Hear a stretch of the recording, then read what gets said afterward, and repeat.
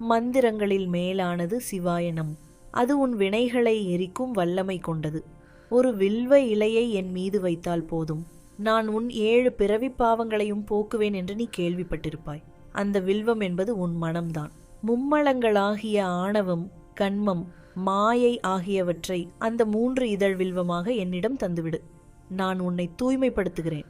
இந்த இரவில் நீ விழித்திருப்பது வெறும் உறக்கத்தை தவிர்ப்பதற்காக மட்டுமல்ல, உன் அறியாமையிலிருந்து நீ விழித்துக் கொள்வதற்காக.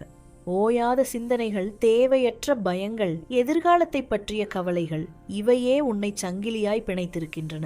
அந்த சங்கிலிகளை உடைக்கவே நான் இன்று உன்னோடு இருக்கிறேன். என்னை பார், நான் சுடுகாட்டில் ஆடுபவன், சாம்பலை பூசிக்கொள்பவன். அதற்கு என்ன பொருள் தெரியுமா? இறுதியில் எல்லாம் சாம்பலாகும் என்பதுதான். எது அழியக்கூடியதோ அதன் மீது அளவுக்கதிகமான பற்று வைக்காதே. எது அழிவற்றதோ, எது எப்போதும் மாறாததோ அந்த பரம்பொருளான என்னை பிடித்துக்கொள். பிள்ளையே, பிறர் உன்னை தூற்றினாலும் போற்றினாலும் உன் சமநிலை குலையக்கூடாது. நான் எப்படி கங்கையை தலையில் தாங்கி அமைதியாக இருக்கிறேனோ அப்படியே நீயும் உன் உணர்ச்சிகளை கட்டுப்படுத்த பழகு.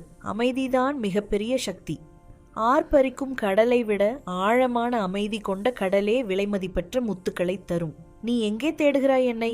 வெறும் கற்களிலும் செம்பிலுமா?